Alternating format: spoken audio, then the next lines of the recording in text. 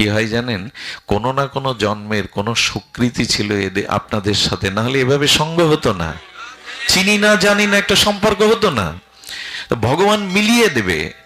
যদি দুটি জিনিস আপনি আপনার চরিত্রে আনতে পারেন, একটু কষ্ট হলেও, একটু শ্রমসাধ্য হলেও, দুটি জিনিস খুব ধ্যান দিয়ে শুনতে হবে, আমাদের জীবনের আলো এনে দেবে। আচ্ছা, তার আগে বলি, দুটি জিনিসের আগে একটু গীতাতে প্রবেশ করতে হবে, শ্রীমদ্ ভগবত গীতাতে। গীতা শুরু করেছিল কে মা? গীতা শুরু করেছিল কে? মানে গীতার প্রথম বাণী কে বলেছিল? ধৃতরাষ্ট্র। ধর্মক্ষেত্রে কুরুক্ষেত্রে সমবেত যুজুৎসব মামক পাণ্ডবশ্চ এব কিং অকুর্বত সঞ্জয়। এই শ্লোকটি কার? ধৃতরাষ্ট্রের। সর্বশেষ শ্লোক কে বলেছেন? সঞ্জয়। সর্বশেষ শ্লোকটা কে বলেছেন? সঞ্জয়। আচ্ছা, গীতা ভগবানের বাণী, তো ভগবানের চিন্ময় লোকত্রীয় দিব্য বাণী। তো শুরু করলেন না ভগবান, বিশ্রামও করলেন না, অথচ গীতায় ভগবানের বাণীতে ভরা। কেন ধৃতরাষ্ট্রকে দিয়ে গীতা শুরু হলো, আর কেন সঞ্জয়কে দিয়ে বিশ্রাম হলো? গীতা তো ভগবানের চিন্ময় লোকত্রীয় দিব্য বাণী, তাই না? তো শুরুটা ভগবানের করা উচিত ছিল, বিশ্রামটা ভগবানের কোনো বাণী দিয়ে করা উচিত ছিল। কিন্তু সঞ্জয় বিশ্রাম, অর্থাৎ শেষ কতগুলো খুব মূল্যবান।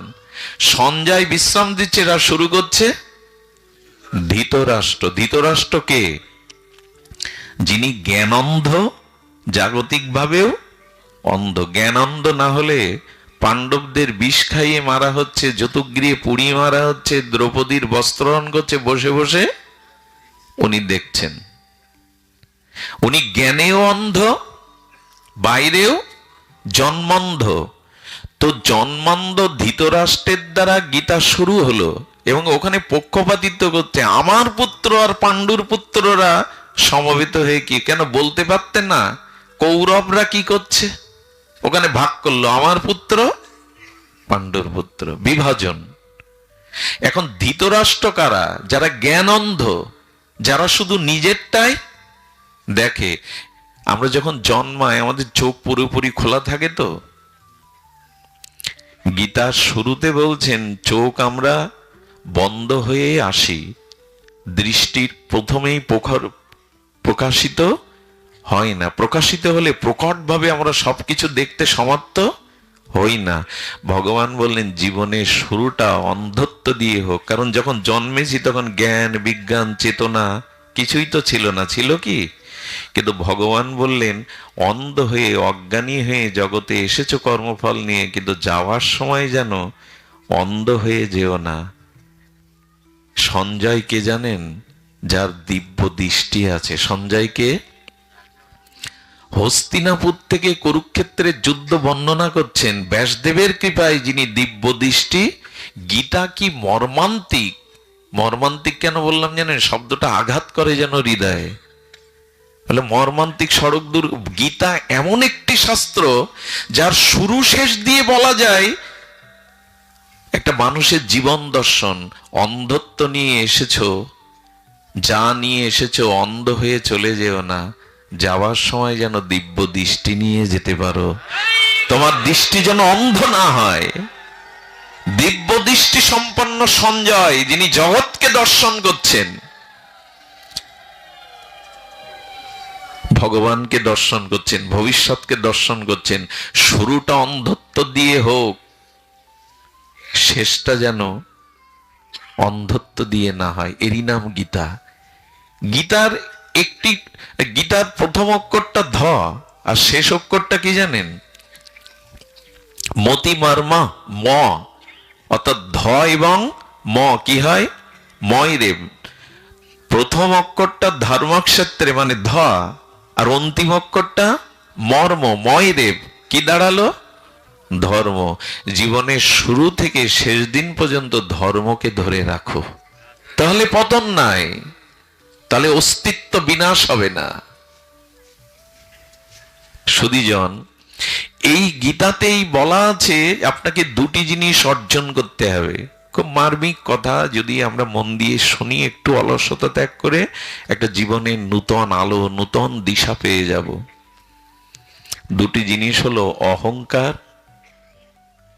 ত্যাগ করতে হবে, দ্বিতীয় আপনার জীবনে সংযম আসতে হবে। আমি দুবার বলছি কথাটি, কি কি বললাম? অহংকারকে ছাড়তে হবে এবং জীবনের সংযমতাকে গ্রহণ করতে হবে। তাহলেই কি হবে জানেন? তাহলে আপনার জীবন সফল শুধু হবে না, ভগবান আপনার দিকেই তাকিয়ে থাকবে।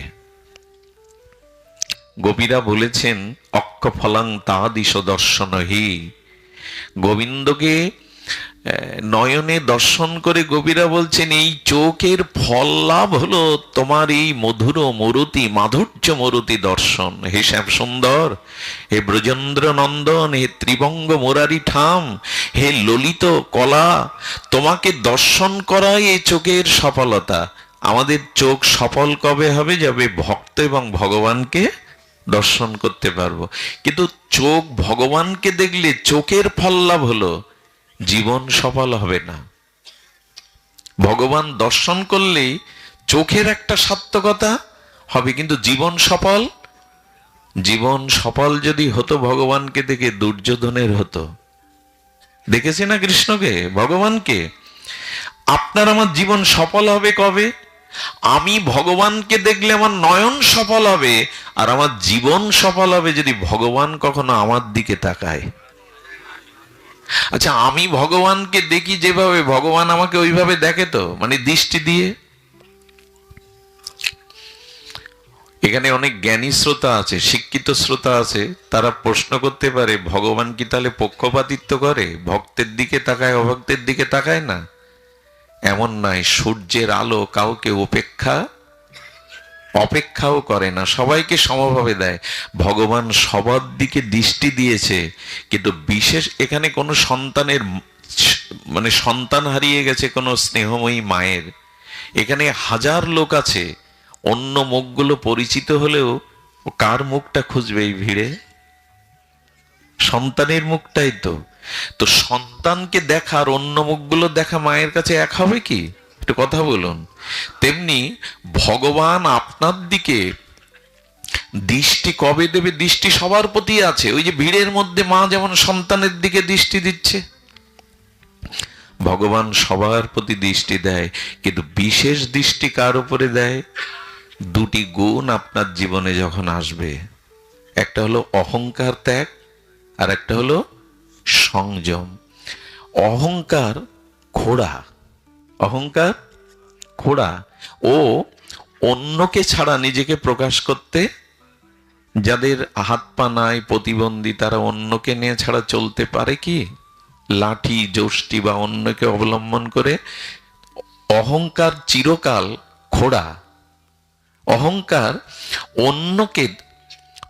অন্যকে আশ্রয় করে নিজেকে প্রকাশ করে।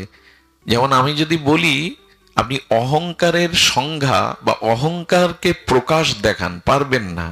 অহংকার ঘোড়া, নিজ শক্তিতে সে প্রকাশ হতে পারে না। অহংকার অন্যকে দিয়ে প্রকাশ হয়। যেমন আমার খুব রূপ আছে, ও রূপকে দিয়ে প্রকাশ হয়। আমি খুব পণ্ডিত, পাণ্ডিত্যকেই অবলম্বন করে অহংকার প্রকাশ হয়। আমি খুব ধনী, ওই ধনের অভিমানকে সাকার করে অহংকার একা একা দাঁড়াতে পারে না। অহংকার অন্যকে অবলম্বন করেই আমি ধনী, আমি পণ্ডিত, আমি জ্ঞানী, আমি বক্তা, আমি অমুক। সুধীবৃন্দ, কোনো কিছুই আপনার নয় তো আপনি অহংকার করবেন কি নিয়ে? এই জগতে রূপ বলি, ধন বলি, বিদ্যা বলি, এগুলি কার? আমার সৃষ্টি? সৃষ্টি নয়। আমার নয় তো তাকে নিয়ে আমি অহংকার কি করে করব? কোন বস্তুই আমার নয়।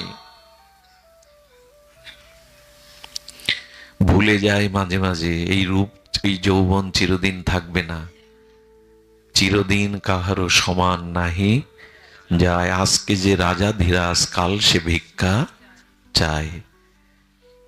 তো অহংকার অন্যকে অবলম্বন করে নিজেকে প্রকাশ করে। খবরদার, আমি ধনী, আমি পণ্ডিত, আমি মানি, এই অভিমান যদি আসে তো ভগবান কোটি জন্মেও আপনার দিকে ওই দৃষ্টিতে, করুণার দৃষ্টিতে তাকাবে না। এই জন্য অভিমানী দুর্যোধনের কৃষ্ণ নাম ও গোবিন্দ শোনেনি, কানে আঙুল দিয়েছিল, কৃষ্ণায় নম বাসুদেবায় নম বলে ফুল চড়াচ্ছে, যাতে কৃষ্ণকে নিজের দলে আনা যায়। ওই নাম শুনে গোবিন্দ কানে আঙুল দিলেন।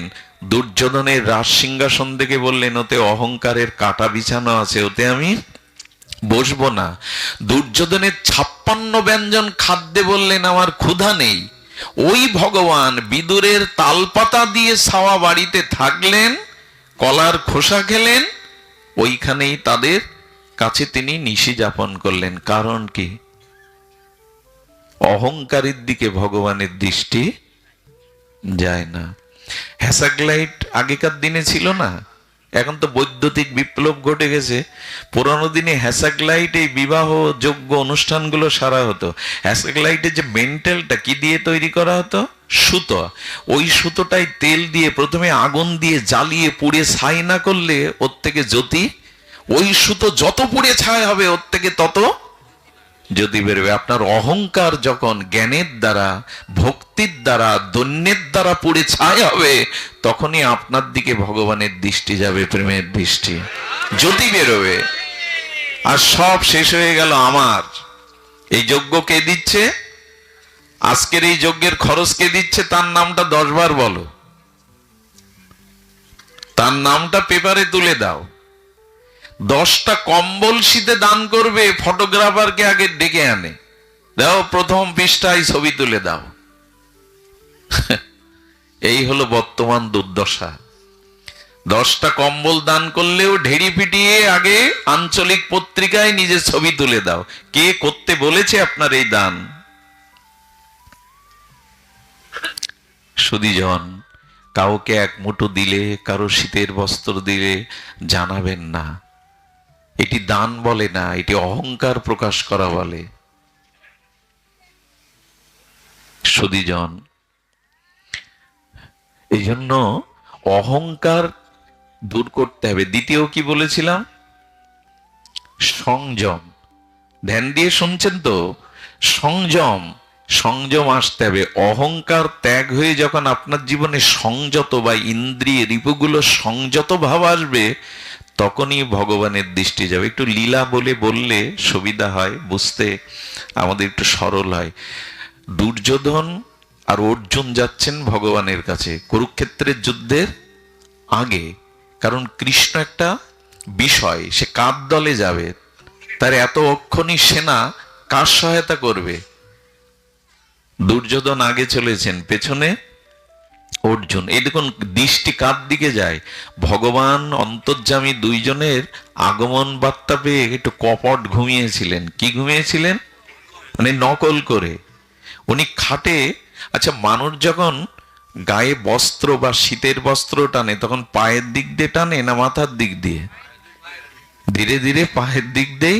আর যখন ওঠে তখন মাথার দিক দিয়ে ফেলে দেয়, পায়ের দিক দিয়ে টেনে নেয়। আর যখন নিদ্রা ভঙ্গ করে ওঠে তখন মাথার থেকে ফেলে দেয়। শ্রীকৃষ্ণ দুজনের আসার এই বার্তাটা জেনে কপট নিদ্রায় ওই ওই বস্ত্র টেনে নিয়ে ঘুমিয়েছেন।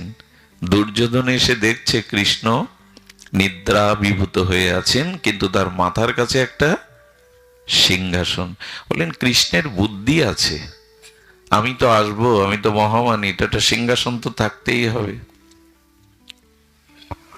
সিংহাসনে মানুষের দুটি লক্ষণ দেখে বলা যায় আপনি চঞ্চল না স্থির।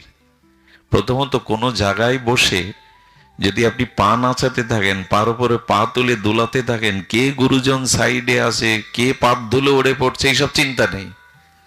যারা নকল করে রাস্তায় হাঁটে, মডেলিং করে হাঁটে, অনেকটা ঢং শব্দের মতো, যারা পায়ের উপরে পা তুলে নাচাতে থাকে, জানবেন এরা চঞ্চল, এরা জ্ঞান অর্জনের জন্য প্রস্তুত হয়নি।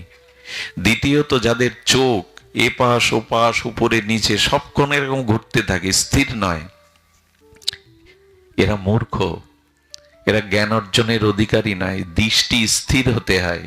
কোনো কিছু লক্ষ্যকে তীর বিদ্ধ করতে গেলে কি করতে হয়? লক্ষ্য স্থির, দৃষ্টি স্থির করতে হয়। এই জন্য ঋষিরা ধ্যান করেন।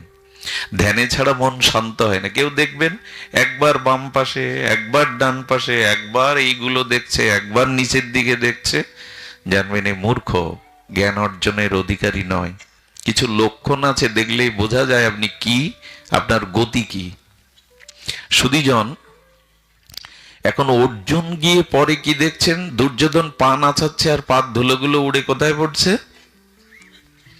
গোবিন্দের মস্তক আছে তোর পায়ের কাছে। দেবতারা অভিশাপ দিচ্ছে, বেটা এত অভিমান তোমার, এত অহংকার তোমার, পতন তো তোমারই হবে। অর্জুন গিয়ে দেখছেন গোবিন্দ ঘুমিয়ে আছেন, অর্জুন মাটিতে চরণের কাছে বসলেন। এই দেখুন, সংযম না হলে ভগবানের দৃষ্টি আপনার দিকে কোথায় বসলেন? পায়ের কাছে। একটা কথা হাত জোড় করে বলি, যারা বসে আছেন চেয়ারে বা টেবিলে, আমি আপনাদের কাছে ক্ষমা চাইছি, কাউকে কষ্ট দেওয়ার জন্য বলা না। যাদের শরীরে অসুস্থতা আছে, যাদের বয়স বেশি হয়েছে, যাদের কোনো হাড়ের বা শরীরের প্রবলেম আছে, তারা খাটে শুয়েও ভাগবত শুনতে পারেন।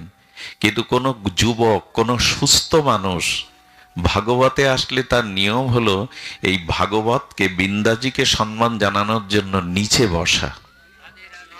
এর একটা কারণ বলি, যদি বলে তুমি উপরে বসবে আর আমাদের আদেশ দিচ্ছ নিচে বসার, তুমি তো বড় একটা চেয়ারে বসে, এটা চেয়ার না। এখন এই চেয়ারে আপনি বসে সবসময় ভগবানের কৃপা না হলে, গুরু কৃপা না হলে বলতে পারবেন না কিছু। এই চেয়ারটার নাম ব্যাসপীঠ।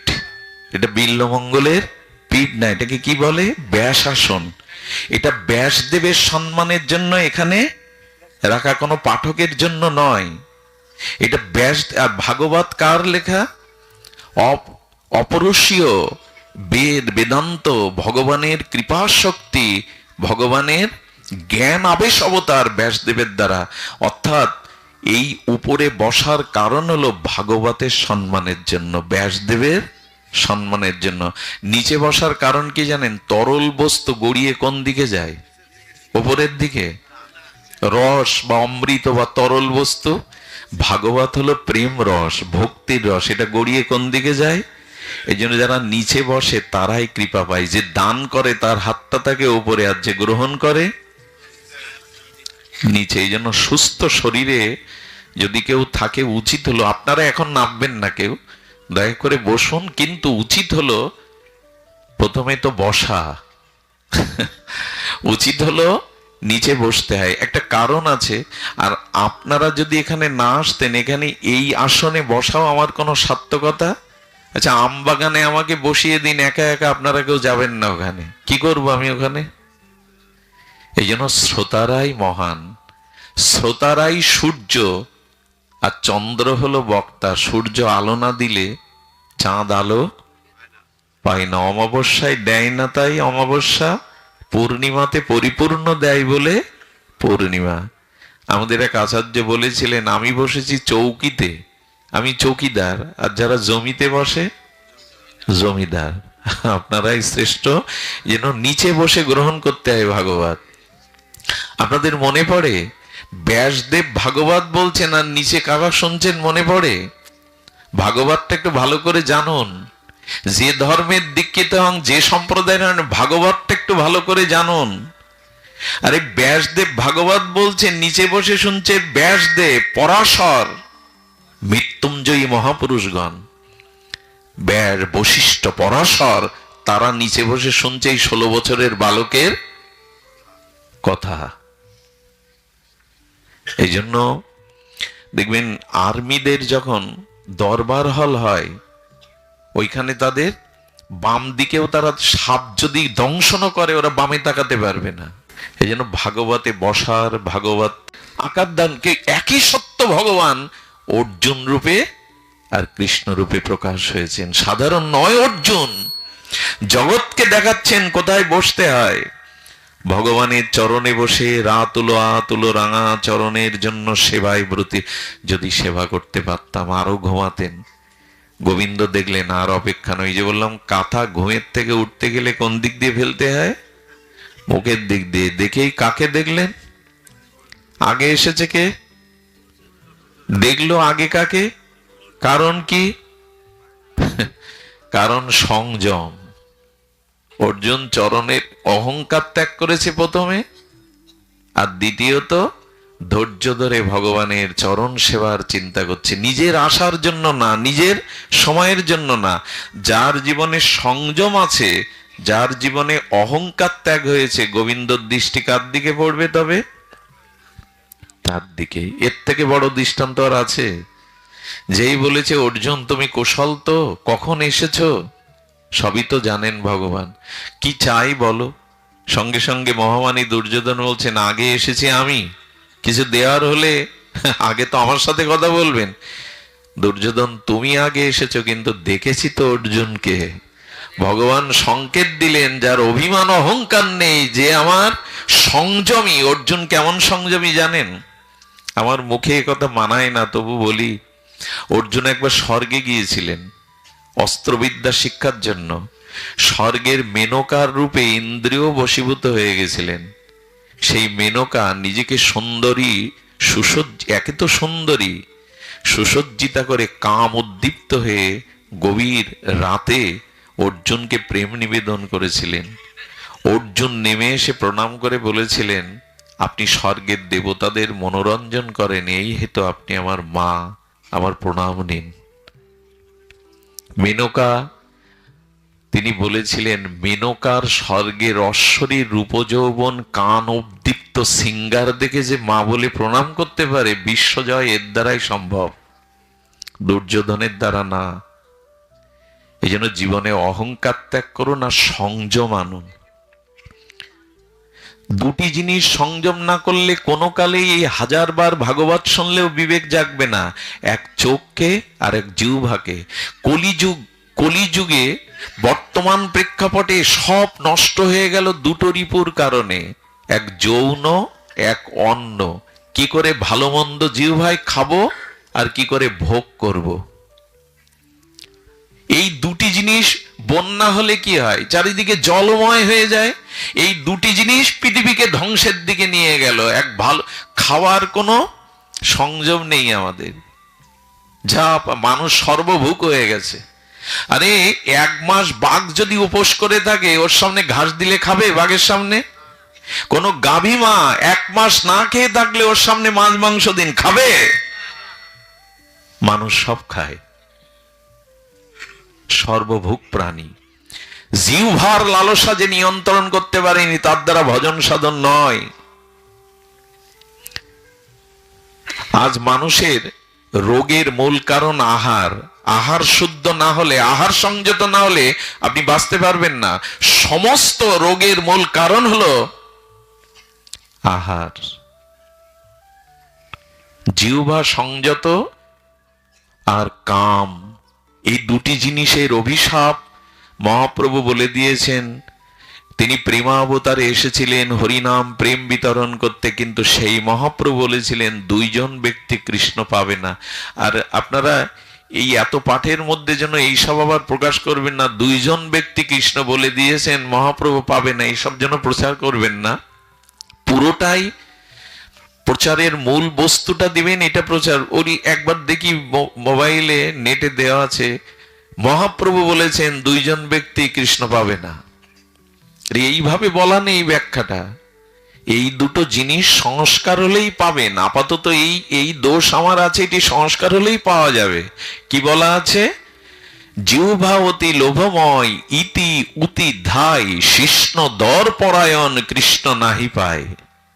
মহাপ্রভু বলছেন যার কামবেগ দমন হয়নি আর যার জিহ্বার লালসা দমন হয়নি, ইনি কোনো কালেই কৃষ্ণ পাওয়ার অধিকারী নন। যৌন কি, আর আমরা সত্যটাকে ঢেকে দিতে চলেছি। দেখুন, কপটতা থাকলে ভগবান পাওয়া যায় না, সরলতাই ভগবান প্রাপ্তির উপায়। কপট কাকে বলে জানেন? কপট আর কপাট। কপাট বলে ঘরের দরজাকে। দরজা দিয়ে দিলে ঘরে কি আছে আর দেখা যায়? ঢেকে দেওয়ার জন্যই তো দরজা। ঘরে কি আছে এটা ঢেকে দেওয়ার জন্যই দরজা। তাহলে কপট মানে ঘরের দরজা। আর কপট যিনি সত্যকে ঢাকতে চান, ইনি হলেন কপট। সত্য ঢাকা কেমন জানেন? চুলগুলো পেকেছে 70 বছর বয়স, এটা তো সত্য। কেন কালি দিয়ে ঢেকে দিচ্ছেন? সত্যকে কেন ঢেকে দিচ্ছেন? তার মানে কি জানেন? আমি সত্যকে স্বীকার করতে শিখিনি। প্লাস্টিক সার্জারি করার কি দরকার? সত্য আপনার চর্ম ঢেলা হয়ে গেছে, রূপ যৌবনে থাকলেও তো বেঁচে থাকতে পারবেন। মাইকেল জ্যাকসন মনে আছে? 50 কোটি টাকা ব্যয় করে প্লাস্টিক সার্জারি করেছিলেন, তার মৃত্যুটাও রহস্যে ভরা। কি করবেন আপনি? সত্যকে কেন ঢেকে দিতে চাইছেন? সত্যকে ঢাকতে না, একে বলে কপট। আর কপট ব্যক্তির দুয়ার বন্ধ হয়ে যাওয়ার ভেতরে ভগবান প্রবেশ করতে দরকার নেই এসবের।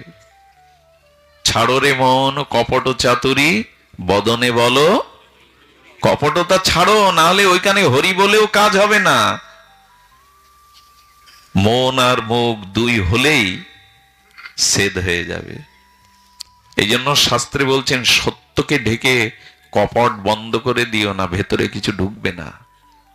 সুধীজন, সংযম চাই আর অহংকার ত্যাগ চাই। আরো বলবার ইচ্ছা থাকে কিন্তু সময় চলে যায়। আমি পরিশেষে আপনাদের একটু নিবেদন করি, আরো কিছু বলার তো থাকে, যদি মহাপ্রভু কৃপা করে আমরা বলবো, কিন্তু আপাতত বিশ্রাম করি এই কথা দিয়ে। দেখুন, সময় খুব সংকীর্ণ হয়ে আসছে। পাঠের সময়ও যেমন বিশ্রামের দিকে এগিয়ে যাচ্ছে, একটু একটু করে প্রতিটি মুহূর্ত আমাদের জীবনের সময়টাও শেষ হয়ে আসছে। কিছু করার দরকার। খালি হাতে যেন ফিরে না যায়। যা কিছু পূর্বজন্মের আছে তা যদি ভোগ করে যায়, সঞ্চয় করে না যায়, আগামী জন্ম কিন্তু খুব বিপাকে পড়তে হবে। খুব ভয়ানক গতাগতিতে যেতে হবে। আমরা যেন ভুলটা আর না করি। অনেক জন্ম ভুল করেছি। এই মায়া কবলিত হয়ে ভুল করতে করতে আমরা অনেক ভুল করে বসেছি। আর যেন ভুল না করি। আর এই ভুল না করার দরুন প্রয়োজন দুটি জিনিস। এটি বলেই আজকের পাঠ বিশ্রামে। এক হলো সাধু সঙ্গ, দ্বিতীয় হলো সাধুগুরুর সেবা। সেবা যতদিন আপনার মধ্যে না আসবে ততদিন আপনি ভক্তি এবং প্রগতি ভজনের অধিকারী নন। সবখানেই সেবা। হনুমানকে মুক্তি দিতে চাইল ভগবান। হনুমান বলছেন, মুক্তি পেলে কি তোমার দাস হয়ে চরণ সেবা করতে পারবো? বলে, মুক্তি পেলে তো আমার সাথে মিশে যাবে। হনুমান বললেন, যদি তোমার সেবাই না করতে পারি, ও মুক্তি আমার কাছে তুচ্ছ। আমি মুক্তি চাই না, আমি তোমার চরণে সেবা করতে চাই। ঠাকুর নরোত্তম কি বললেন? মালতীর মালাগাতি পরাবো দোহার গলে। হ্যাঁ, সব সেবা। অধরে তুলিয়া দিব কর্পূর তাম্বুলে, হেমগৌরী অঙ্গে দেব সোয়া চন্দন গন্ধ। সব সেবা। প্রহ্লাদ মহারাজ বললেন, প্রভু বর কি দিতে চাও? তোমার কাছে কোনো চাওয়ার জন্য ইচ্ছাটাও মনে না জাগে, তো কি করতে চাও? যেন তোমাকে আনন্দ দিতে পারি, সুখ দিতে পারি। চাওয়ার কোনো বাসনার বীজটাও যেন মরে যায়, যেন তোমার চরণ সেবা করতে পারি। এই সেবা যতদিন নেওয়ার ইচ্ছা থাকবে এগোতে পারবেন না। সাধুগুরু বৈষ্ণব বা সেবার মাধ্যমে যজ্ঞ মানে কি? এই যে আপনারা যজ্ঞ করছেন, এই যজ্ঞের মানে সেবা। যজ্ঞর অর্থই হলো, শব্দের অর্থই হলো, কিন্তু কত দুঃখ পায় জানেন? 3 দিন নাম যজ্ঞ। 100 কিলোমিটার দূর থেকে এক বৃদ্ধা বা এক বৃদ্ধ বসে সারা রাত এখানে নাম শুনেছে, কারো চেনা জানা নেই তো। আপনি মেয়ে জামাই মেসো মাসি নিয়ে বাড়িতে খাচ্ছেন দাচ্ছেন ঘুরছেন, একটু করে নাম শুনতে আসেন, 11টা বাজলে চলে যান। ওই যে দূরের মানুষটা সারা রাত বসে এখানে নাম শুনলে একবার মনে হয়েছে ইনাকে বাড়ি নিয়ে স্নানের তেল দিয়ে স্নান করিয়ে দুমুটো প্রসাদ দেই? যজ্ঞ মানে মেয়ে জামাই মেসোমাসি এদের এনে ঘরে পুরে এই কদিন আনন্দ করা। অনেক মা আছেন এখানে, অনেক ভক্তরাও আসেন এখানে, বাদামের খোলা কাগজপাতি। মাদের বলতে হবে কেন? ভোরবেলা যেমন আমি নাই ঝাড় দিই, যজ্ঞের এই দিনগুলোতে সে কাগজগুলো বাদামের খোলাগুলো ভোরবেলা পরিষ্কার করে দিয়ে যায়, যাতে ভক্তরা নির্বিঘ্নে বসতে পারে। কমিটির মানুষ মানে ওই অনুসন্ধান অফিসে চেয়ারে বসে থাকবে, যে ধুলোগুলো জমে গেছে ধুলোগুলো পরিষ্কার করে নতুন কিছু বসবার ব্যবস্থা করা। সেবা মানেই যজ্ঞ। সেবা না হলে কোনো কালেই আনুগত্য আসবে না। আজকে শুধু যজ্ঞ করো, কিন্তু সেবা কোথায়? 11টা বাজলে খিচুড়ি খেয়ে কমিটির লোকও বাড়ি গিয়ে ঘুমায়। তোমাদের টাকা দিয়ে এনেছি দল, তোমরা এখানে বসে নাম বিলাও, এক রাত্রি জেগে অথচ কুঞ্জ ঘরে নিতাই গৌর নিত্যানন্দ অদ্বৈত গদাধর শিবর মহাপ্রভুকে জাগাচ্ছি, রাধা মাধব তুমি জাগো বসে বসে, আমরা ঘুমাই। এই হলো যজ্ঞ। বাড়িতে হরিনাম নেই, কাসর ঘন্টা বাজিয়ে শতকরা কটা হিন্দুর বাড়িতে এই ভগবানের সেবা হয়। এই জন্য সেবা করুন। সেবা মানে ভগবানকে আনন্দ দেওয়া, ভক্তকে আনন্দ দেওয়া। এই সেবা যদি না হয় সবই ব্যর্থ। সেবা ভগবান নিজে করেছিলেন। মনে পড়ে রাজস্ব যজ্ঞে যুধিষ্ঠির মহারাজকে গোবিন্দ যজ্ঞেশ্বর ভগবান বলেছিলেন, যুধিষ্ঠির এই রাজস্ব যজ্ঞে আমাকে একটা সেবার দায়িত্ব দাও। স্বয়ং যজ্ঞেশ্বর ভগবান বলছেন, বলে প্রভু সমস্ত কর্ম সমস্ত দায়িত্ব অর্পণ করা হয়ে গেছে, আর কোনো দায়িত্ব নাই। কৃষ্ণ হাত জোর করে বললেন, যুধিষ্ঠির মহারাজ দুটো দায়িত্ব এখনো কাউকে দেননি, ওই দুটো দায়িত্ব কৃপা করে আমাকে দিন। একটা হলো ভক্তদের পা ধোয়ার দায়িত্বটা আমায় দিন। এখানে 50 বছর আগে যজ্ঞে দেখবেন যারা আসতো ভক্তরা তাদের চরণ জল করার একটা বিধান ছিল। এখন আর এগুলো সব ফ্যাশন হয়ে গেছে। এখন আর দেবদারুও নাই, এখন সব কি যেন প্লাস্টিক দিয়ে দিয়ে এখনো দেবদারুও নাই, আমের পল্লব নাই। কিন্তু ওই দেখবেন যারা কীর্তন করে অধিবাস করেন আমেরও পল্লব সারি সারি, ওখানে লেখা আছে কি আমেরও পল্লব, ওই একটা পাতা ঝুলিয়ে দেয়, কিন্তু সব হয়ে গেছে রং বেরঙের। যজ্ঞের মঞ্চ কি দিয়ে করতে হয়? সব মানে আধুনিক হতে হতে, প্রযুক্তি হতে হতে সব শেষ করতে বসেছি আমরা। এখন পাথর দিয়ে ঢেকে দিতে পারলেই বাঁচি।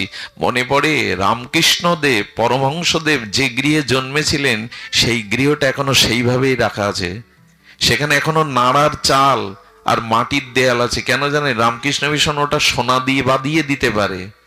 ওইটা রেখেছে কেন? ইতিহাস ঐতিহ্যকে ঢাকতে নেই। সব পাথর দিয়ে ঢেকে দিতে পারলে আর ধুলো নেবেন কোথায়? আমরা সব কিছু এখন ওই সাজগোজ করতে শুরু করেছি। এই যে আপনারা লক্ষ্য করুন, এই যে এখানে ভগবানের ছবিগুলো দেয়া আছে না, এই যে এরকম প্যান্ডেলের পাশে ভগবানের ছবি দেওয়া থাকে, আমাদের পায়ের ধুলোগুলো নিয়েরগুলো কার গায়ে গিয়ে পড়ে?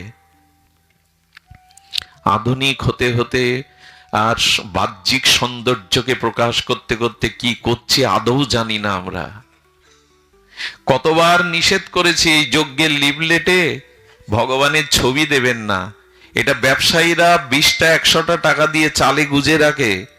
কখনো কখনো রাস্তার ধুলাতে আমাদের কুড়িয়ে নিতে হয় এগুলো। কোনোদিন অন্য ধর্মের মানুষ এই দিয়ে চানাচুর মুড়ি বেচবে। ভগবান আর তার বিগ্রহ এক। ভগবান নাম, ভগবানের বিগ্রহ, অঙ্কিত পট, ভগবানের সাদৃশ্য অভিন্ন। এতে সূচিগুলো দিন, মাঙ্গলিক চিহ্নগুলো দিন, কদলী বৃক্ষ, মঙ্গল কলস দিন, কিন্তু এই ছবিগুলো দিয়ে করি কি? যত্ন নেই। আমার সন্তানের ছবিটা, আমার বাবা মার ছবিটা যদি রাস্তার ড্রেনে পড়ে থাকে সহ্য করতে পারবেন আপনি? বুকে তুলে নেবেন। কে শোনে কার কথা?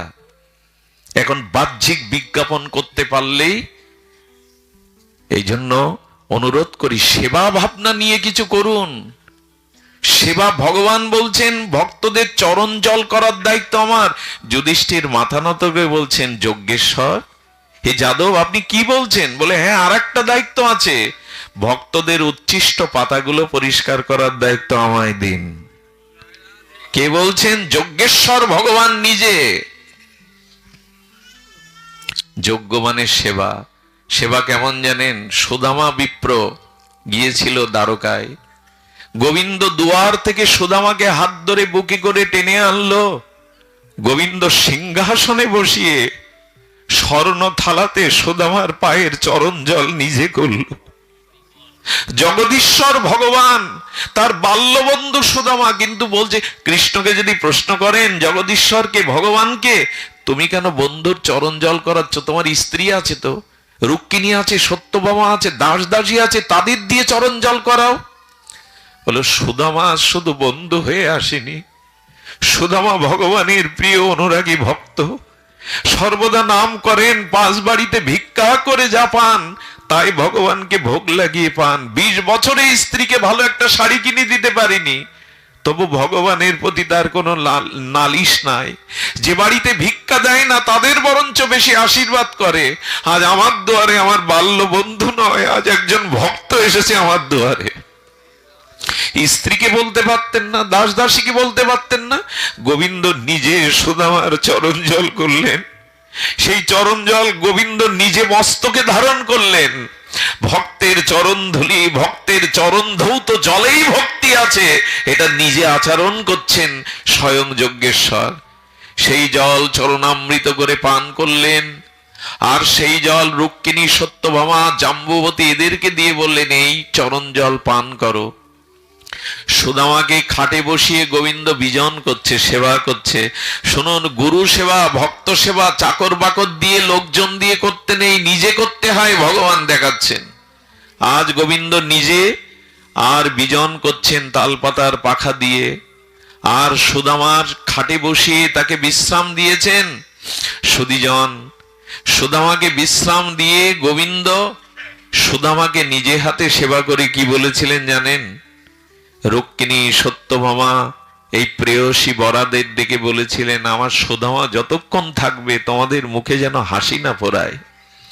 আমাদের দুর্দশা কি জানেন? বাড়িতে কোনো বৈষ্ণব এলে হয়তো স্বামীর সহ্য হয় না, নালে স্ত্রী ভালো চোখে দেখে না, কাজ করতে হবে, সেবা করতে হবে। যে বাড়িতে স্বামী স্ত্রী পরিবারের সকলেই সাধু সেবায় ব্রতী হয়, সে বাড়ি বৈকুণ্ঠ হয়ে ওঠে, ভগবানের আশীর্বাদে ভরে ওঠে। আজকে রুক্মিণী সত্যভামাকে কৃষ্ণ বলছেন, জগদীশ্বর বলছেন, অনন্ত বিশ্ব ব্রহ্মাণ্ডের সচ্চিদানন্দ বিগ্রহ ভগবান বলছেন, শোনো রুক্মিণী, সত্যভামা, আমার বন্ধু যতক্ষণ থাকবে সুদামা তোমাদের মুখে যেন হাসি না ফোরায়। আমরা স্ত্রীদের বলি তো, গুরুদেব বাড়ি এসছে, ভক্ত বাড়ি এসছে, তোমরা হাসি মুখে থেকো।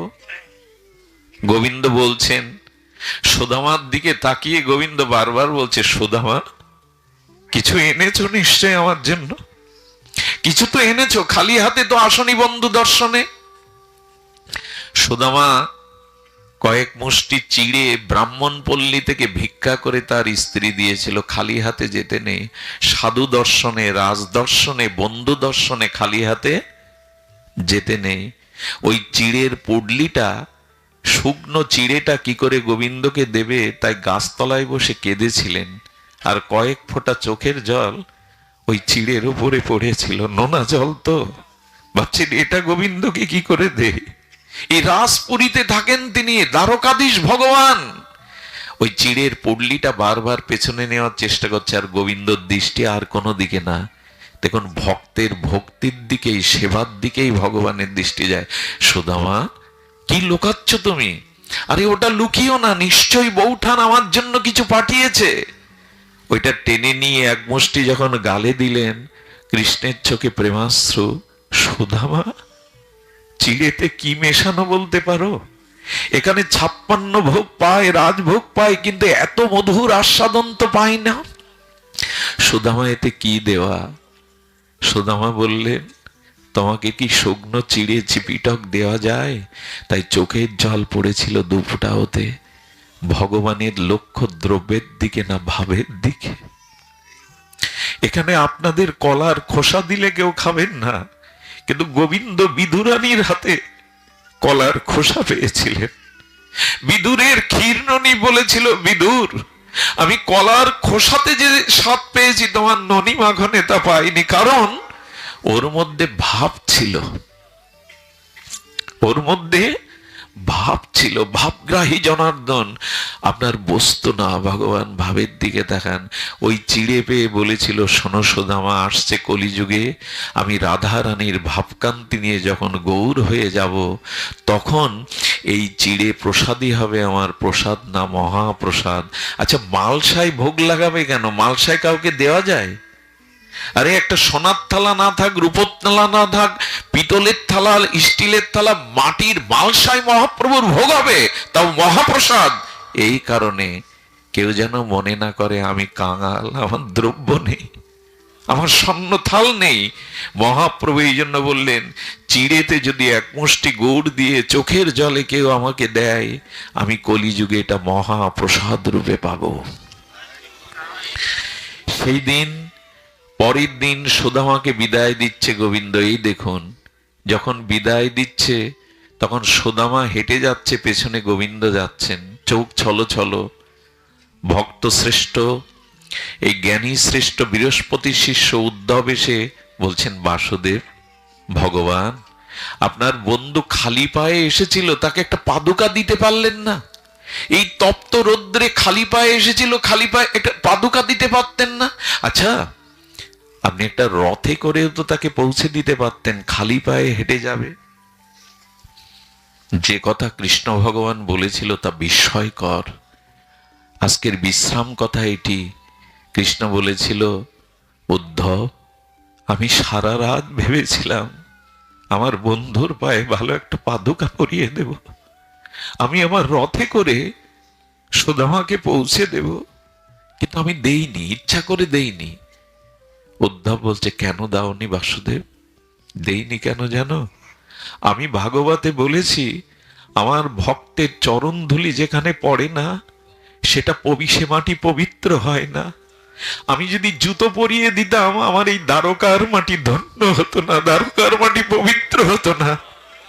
তাই ভক্তের চরণ ধুলি যেখানে পড়ে সেই মাটি বিশুদ্ধ, সর্বতীর্থে সার হয়ে যায়। এই জন্য পাদুকা দেইনি। আচ্ছা, রথ দেইনি কেন জানো? রথটা কেন দেইনি জানো? রথ দেইনি এই জন্য, ধ্যান দিয়ে শুনুন। বলে রথটা দেইনি কেন জানো? এই চোখের ফল, এই চোখের সার্থকতা ভক্তকে দর্শন করা। আমি যদি রথে চড়িয়ে দিতাম, আমার নয়নের আড়ালে হয়ে যেত উদ্ধব। তাই আমি রথে দেইনি। যতদূর আমার বন্ধু হেঁটে যায়, ততদূর যেন আমার চোখ ধন্য হয়। উদ্ধব সুদামার মতো নিষ্কিঞ্চন ভক্তকে দর্শন করে যাতে আমার নয়ন ধন্য হয়, তাই আমি রথে তাকে দেইনি। যতদূর চোখ যায় ততদূর যেন আমি ভক্তকে দর্শন। আসুন আমরা এই মন্ত্র নিয়ে আজ ভগবত বিশ্রাম করি, যেন ভক্ত দর্শন আর ভক্ত সেবায় আমাদের জীবনে ব্রতী হয়। এই পাঁচটি আপনার জীবন থেকে যদি ত্যাগ হয়, বিবেক উদয়ের দ্বারা মোহ অন্ধকার দূরীভূত হয়ে প্রেম ভক্তি লাভের যোগ্যতা অর্জন করবেন। প্রথমে বলি ব্যর্থ চিন্তন। আচ্ছা, চিন্তাটা কোথায় আসে? চোখে মুখে, রক্ত মাংসে? চিন্তা কোথায় আসে? মনে। বাহ, আপনারা তো ভাগবত জানেন। চিন্তা কোথায় আসে? সুখ দুঃখের ধর্মটা চোখে মুখে শরীরে হাত পায় না, মনে। সুখ দুঃখটা আসে কোথায়? মনে। এখন প্রশ্ন হলো, মন আপনার না আপনি মনের? একটু ভেবে দেখুন তো, মন আপনার না আপনি মনের? খুব কঠিন হবে ভাবতে গেলে, কারণ চিন্তাশীল ব্যক্তি ভালো করেই জানেন মন আমার কথা মানেও না, শোনেও না। মন যদি আমার হতো, আমার বশে থাকতো, আমি যা বলতাম মন তাই শুনতো। কিন্তু অনন্ত জন্ম ধরে আমি মনের কথা শুনে বেড়াচ্ছি, মন আমার কথা। মন কার তাহলে? আপনারা বলছেন না মানে মন আপনাদের, আমার নাই মন। তার মানে মনকে আমরা বশ করতে পারিনি। আরেকটা জিনিস শুনুন, মন যদি নিজের বশে না আসে, অনন্ত জন্মেও আপনি মুক্তি পাবেন না। এই মনেই বন্ধন আর মনেই মুক্তি। কি বললাম? মনেই বন্ধন, মনেই মুক্তি। মনই সকল কিছুর নির্ণয় করে দেয়। বলে একই জিনিস বন্ধন আবার মুক্তি, একই জিনিস ওপরে ওঠায় নিচে নামায়, একই জিনিস জন্ম মৃত্যু চক্রে ঘোরায় আবার মুক্তি দিয়ে দেয়। একটা দৃষ্টান্ত দিয়েছেন আচার্যরা, তালা লাগাই না আমরা প্রতিদিন, তালাটা যখন এইভাবে মোড়া দিই তখন কি হয়, লেগে যায়। আর যখন এইভাবে মোড়া দিই, যাতে লাগালাম খুলতে অন্য চাবি লাগে কি, যে চাবিতে তালাটা বদ্ধ করলাম উন্মুক্ত করতে খুলতে অন্য চাবি লাগে কি। বলে বাহ, এ তো মজার ভালো, একদিকে দিলে লাগে একদিকে দিলে খোলে। তেমনি মন আপনাকে মুক্তি দিতে পারে, আবার অনন্তকাল সংসারে বেঁধে ফেলতে পারে। এই মন যতদিন আপনার না হচ্ছে, আপনি মনের হয়ে চলবেন, মুক্তি নেই, কল্যাণ নেই। এই সব সাধন ভজনের মূলে ওই একটাই বস্তু, বন্ধমুত্তৈব ইতি মনঃ। বন্ধন এবং মুক্তির কারণ মন। এই সম্পর্কে আমরা খুব বেশি খবর রাখি না। এখন এই ব্যর্থ চিন্তন আমাদের মনে হয়। ব্যর্থ চিন্তা কি? যে চিন্তা করে কোনো সার পাওয়া যাবে না। সারা জীবন সারা দিন মান কি চিন্তা করি আমরা? ব্যর্থ চিন্তায় দিন কাটে আমাদের। এজন্য এই আসলে লক্ষ্য করবেন, চিতার আগুন মৃতকে গ্রাস করে নেয়, আগুন লাশটাকে, আর ব্যর্থ চিন্তা মানুষের সমস্ত সুকৃতি সৌভাগ্যকে গিলে খায় রাক্ষসের মতো। সমুদ্রে বা নদীতে পড়ে গেলে হাঙর কুমির যেমন চিবিয়ে চিবিয়ে খায়, রাত দিন আমাদের এই ব্যর্থ চিন্তা, ব্যর্থ চিন্তা মানে সৎ বা ভগবত চিন্তা ব্যতীত এই জগতে যত ভোগ বাসনার চিন্তা, অহংকার কামনা বাসনার চিন্তা, এই সবগুলো ব্যর্থ চিন্তা। এই ব্যর্থ চিন্তার জায়গায় যেদিন ভগবত নাম রূপ লীলা চিন্তাটা রাখতে পারবেন, সেই দিন আপনি মুক্তির দুয়ারে যাত্রী হবেন, প্রকৃতি ভক্তির দুয়ারে যাত্রী হবেন। ব্যর্থ চিন্তা আপনাকে হাঙর কুমিরের মতো এই সংসারে কুরে করে খাচ্ছে। সুধীজন, এই ব্যর্থ চিন্তা এটি দূর করতে বলা হয়েছে। দ্বিতীয় হলো ব্যর্থ ভাষণ। ব্যর্থ ভাষণ কি জানেন? এখন বাজারে যান, ওইখানে এই যে চায়ের দোকানে সিডি ফিট করা আছে, এক একজন 3-4 কাপ চা খেয়ে ফেলে। বিড়ির ধোঁয়াগুলো যারা ওর মধ্যে থাকে, তার এটো ধোঁয়াগুলো সব গায়ে গিয়ে পড়ে। ওইখানে গল্পগুলো কি হয়? চায়ের দোকানে, টলের দোকানে, রাস্তার মোড়ে। এই যে ব্যর্থ ভাষণ মানে কি? বিষয় কথা আলোচনা করা। মানুষের এমন একটা অভ্যাস হয়ে গেছে, বাড়িতে তার কথা, তার মানে ব্যর্থ ভাষণ শোনার কেউ নেই। বউ তো শুনতে চায় না, ছেলে মেয়েও শুনতে চায় না। সেই বাড়িতে ব্যর্থ ভাষণ শোনার শ্রোতার অভাবে মানুষ পাড়াতে সম্পর্ক করে, গিয়ে একটু কথা বলা যাবে। পাড়াতে না পেলে বাজারে যায়। আর কোথায় যাবেন? এরপরে নরকে যেতে হবে ওই ব্যর্থ ভাষণের দ্বারা। কথা প্রয়োজন বাদে আন কথা বলবেন না, এটা সর্বনাশের মূল কারণ। 10টা আন কথা বললে তার মধ্যে 2টো পরনিন্দা, পরচর্চা এসে যাবে, আর ওই পাপ থেকে আপনি নিজেকে মুক্ত করতে পারবেন না। মদ্য মাতালও যদি কখনো সাধু কৃপা পায়, উদ্ধার হয়, কিন্তু পরনিন্দাকারী, সাধু নিন্দাকারীর কোনো জন্মে উদ্ধার নেই। এগুলো কথার মধ্যেই তো আসে। যার প্রতি আমাদের ওই যে নিন্দা করা অনেক জন্মের অভ্যাস। তো বলি কি, বিল্লমঙ্গল বাবাজির পাঠ ভালো লাগে, ওনার সবকিছু ভালো, কিন্তু বাংলায় কিন্তু একটা শব্দ আছে জানেন তো? ওনার সব ভালো বলে, মিষ্টি মিষ্টি করে যুক্তি দিয়ে বুঝিয়ে বলে, কিন্তু কিন্তুটা না দিলে হতো না। কিন্তু মানে এই জিনিসটা ওনার আমার ভালো লাগে না। সব ভালো বলে এসে যার যা অভ্যাসটা বেরিয়ে পড়ে। একবার বঙ্কিম সাহিত্য সভায় একজনকে সভাপতি করা হয়েছে। সে আকার মূর্খ, টাকার জোরে ওই স্কুলের হয়, অনেক জায়গায় সব হয় কিনা, তো উনি তো গ্রাম্য আঞ্চলিক ভাষায় কথা বলেন। তো তা বললেন বঙ্কিম সাহিত্য সভাতে আপনাকে শেষ দুটো কথা বলতে, বলে আমি মাইক ধরেই কথা বলতেই পারি না, আর আমি তো জানিই না বঙ্কিম বাবু সম্পর্কে। বলে আমি শিখিয়ে দেব, আপনি একটা লাইন বলে সবাইকে নমস্কার করে আজকের সভা সমাপ্ত হলো। কি শিখিয়েছে জানেন? বঙ্কিম বাবুর সাহিত্যতে একটা লাইন ওনাকে মুখস্থ করানো হয়েছে, যে ঘন অরণ্য হতে কৃষকায় কালো সিগালটি বাহির হইয়া পলাইয়া গেল।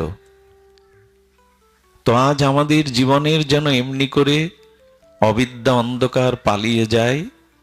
আপনাদের প্রতি নমস্কার, আজকে সভা সমাপ্ত। উনি কি বলেছেন জানেন? বলেন ঘন অরণ্য হইতে কৃষকায় কালো সিগালটি বাহির হইয়া কোথায় যে পলাইলো বেরিয়ে পড়েছে। বুঝতে পারছেন তো? আঞ্চলিক ভাষাটা পলাইলো হয়নি, কারণ যার যা ভেতরে ভাব ভাষা হয়ে তাই বেরিয়ে পড়ে। যত আটকাতে চেষ্টা করেন, তো 10টা আনকথা বললে তার মধ্যে 2টো সাধুনিন্দা, পরনিন্দা, পরচর্চা, সাংসারিক কথা এসেই যাবে। দয়া করে ব্যর্থ ভাষণ বন্ধ করুন। আনকথা বললেই অপরাধ হয়ে যায়। মানুষের সাথে মানুষের শত্রুতা তৈরি হয় কোনো একটা কথায়। ওই যে বলতে বলতে এমন একটা কথা তার প্রতিকূলে চলে গেল। এই জন্য কথা যদি বলতে হয়, ইষ্ট কথা বলুন, ভগবত কথা বলুন, সৎ কথা বলুন। আন কথার পরিণাম বুঝেছিল কইকেয়ী। মন্থরার কয়েকটা কথা কানে যাওয়ায় অযোধ্যাতে আগুন জ্বালিয়ে দিল। স্বামীর মৃত্যুর কারণ হলো রামকে বনবাসে পাঠালো, নিজেও বিধবা হলো, শুধুমাত্র কয়েকটা আন কথা কানে দেওয়ায়। আর আমাদের রাজ্যে যা হয়, আমার মেজ জামাই ওসি, পাশে যারা এই গল্প শোনে তারা বলে তাহলে বড় জামাই তো প্রফেসর, ছোট জামাই নিশ্চয়ই। শুরু হয়ে যায়। এর প্রয়োজন আছে? এই জন্য ব্যর্থ ভাষণ বন্ধ করুন। ব্যর্থ ভাষণ আপনার জীবনের প্রগতিকে নষ্ট করে দেবে। ব্যর্থ চিন্তন, ব্যর্থ ভাষণ, ব্যর্থ দর্শন। আজ পৃথিবীতে মনুষ্যত্বের ক্ষয়, মনুষ্যত্ব মানবতার যতটুকু ক্ষয় হচ্ছে, তা একটা কারণে, ব্যর্থ দর্শনে। পৃথিবীর আজ অবক্ষয়ের, মানবিক অবক্ষয়, মনুষ্যত্বের অবক্ষয়, চরিত্রের অবক্ষয়ের মূল কারণ হলো, প্রায় 80% কারণ হলো ব্যর্থ দর্শন। আপনি যা দেখেন তার প্রভাব আপনার মনে পড়ে। শিখলে কোথায়? দেখলাম যেথায়। কি দেখি আমরা সারাদিন? খুব ভালোই জানি যে আমরা কি দেখি। আপনাদের মনে পড়ে ভাগবতে অজামিলের কথা শুনেছেন না? ইনি যাজ্ঞিক ব্রাহ্মণের পুত্র, হোম করেন, বেদপাঠ করেন, বিবাহ করেছে, ছেলে মেয়ে আছে, পিতামাতা আছে। হোমের কাঠ জঙ্গলে জোগাড় করতে গিয়ে এক বেশ্যা পতিতার সাথে এক পুরুষের অশ্লীল দৃশ্য দেখে ফেলায় তার মনের মধ্যে কাম প্রবেশ করলো। পিতামাতাকে ত্যাগ করে, স্ত্রী ত্যাগ করে, সেই পতিতাকে বিয়ে করে চুরি, ডাকাতি, রাহাজানি এমন কোনো পাপ কর্ম নেই যে অজামিল করেনি, শুধুমাত্র একটা দৃশ্যের কারণে।